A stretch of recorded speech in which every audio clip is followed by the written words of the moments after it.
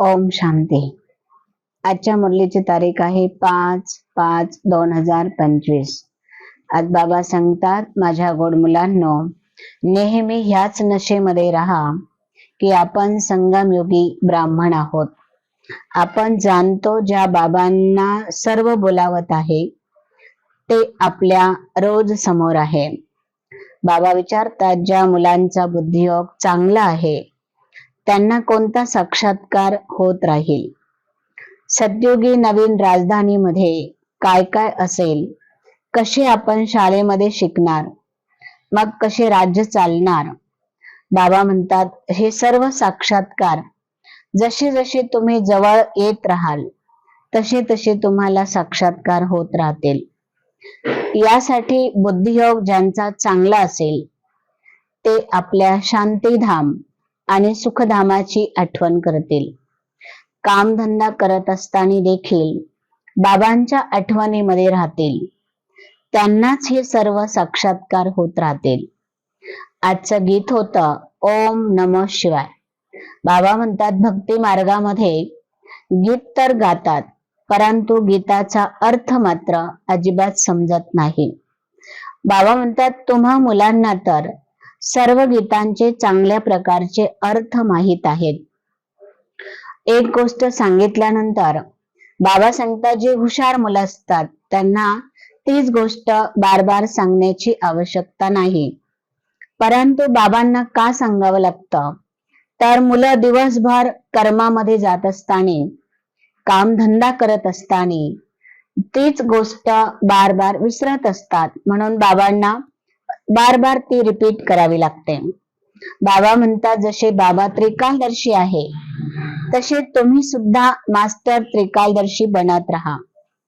पुढे बाबा सांगतात की बाबांनी जे चित्र बनवलेले आहे, ज्यांना रिकामा वेळ भेटल त्यांनी चित्रांच्या समोर येऊन विचारसागर मंथन केलं पाहिजे.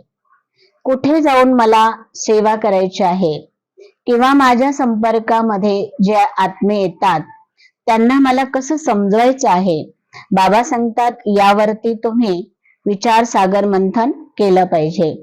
बाबा पुढे सांगतात, सतयुगामध्ये एकच धर्म आहे, एकच राज्य आहे, एकच भाषा आहे, एकच मत आहे. आणि कलियुगामध्ये तर खूप खूप व्हरायटी आहे, अनेक धर्म आहे, अनेक मत आहे.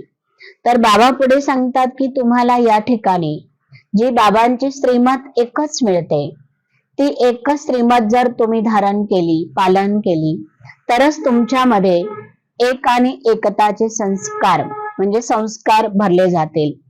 बाबा बार बार मुलांना समजवत आहे, सांगत आहे, मुलांनो घरग्रस्त मध्ये राहत असताना सुद्धा तुम्हाला असं समजायचं आहे की मी ट्रस्टी आहे, माझ्यामध्ये न्यारापण आहे. आज आपण इतके भाग्यशाली आहोत, इतके भाग्यशाली आहोत की भाग्य विधाता बाबांनी आपल्या मस्तकावरती हात ठेवलेला आहे. आणि बाबा आपल्याला प्रश्न विचारतात, तुम्हाला तो नशा आहे की माझ्या डोक्यावरती स्वयं भाग्य विधाताचाच हात आहे?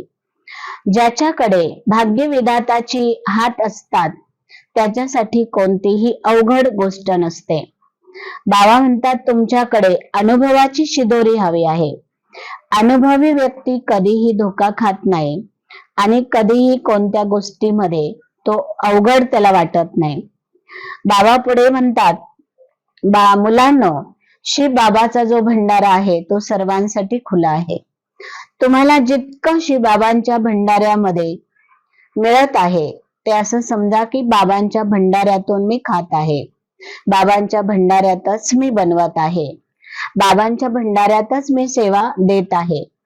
कारण जितकं आपण बाबांचं बाबांचं बाबांचं म्हणत राहू तेवढी बुद्धी आपली बाबांकडे लागत राहील आणि आपल्याला कोणतीही मेहनत लागणार नाही, कोणतीही गोष्ट अवघड वाटणार नाही.